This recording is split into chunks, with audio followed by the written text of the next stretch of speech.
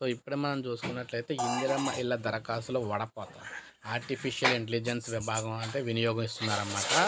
అంటే మనకి ఇందిరమ్మ ఇందిరమ్మ ఇళ్ల కోసం వచ్చిన దరఖాస్తుల వడపోత ప్రక్రియను రాష్ట్ర ప్రభుత్వం చేపట్టింది. ప్రజాపాలన కార్యక్రమంలో భాగంగా ఇందిరమ్మ ఇళ్ల కోసం సుమారు 84 లక్షల మంది దరఖాస్తులు అయితే చేశారు. ఇందిరమ్మ ఇళ్ల పథకం కింద స్థలం ఉన్నవారికి ఇంటి నిర్మాణానికి ఆర్థిక సాయం అందిస్తామని, స్థలం లేని వారికి స్థలం కేటాయించడంతో పాటు ఇంటి నిర్మాణానికి ఆర్థిక సాయం అందిస్తామని కాంగ్రెస్ ప్రభుత్వం హామీ ఇచ్చింది. ప్రస్తుతం కేవలం ఇంటి నిర్మాణానికి ఆర్థిక సాయం కోసం వచ్చిన దరఖాస్తులు, రెండింటి కోసం వచ్చిన దరఖాస్తులను వేరు చేస్తూ ఉన్నారు. కొంతమంది వేరు ప్రాంతాల్లో దరఖాస్తు చేసుకున్నట్లు, ఒకే కుటుంబానికి సంబంధించిన ఒకటికి మించి దరఖాస్తులు వచ్చినట్లు కూడా అధికారులు గుర్తించారు. ఈ నేపథ్యంలో ఒక వ్యక్తి రాష్ట్రంలో ఎక్కడెక్కడ దరఖాస్తు చేశారని తెలుసుకునేందుకు దరఖాస్తుదారులు ఆధార్ నెంబర్లు ఆర్టిఫిషియల్ ఇంటెలిజెన్స్ సాంకేతికత అయితే వినియోగిస్తుందన్నమాట ప్రభుత్వం.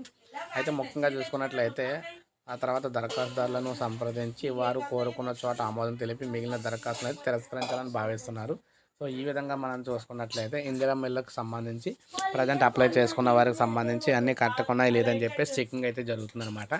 సో ఇది ప్రజెంట్ ఇందిరమ్మ ఇళ్ళకి సంబంధించి లేటెస్ట్ అప్డేట్.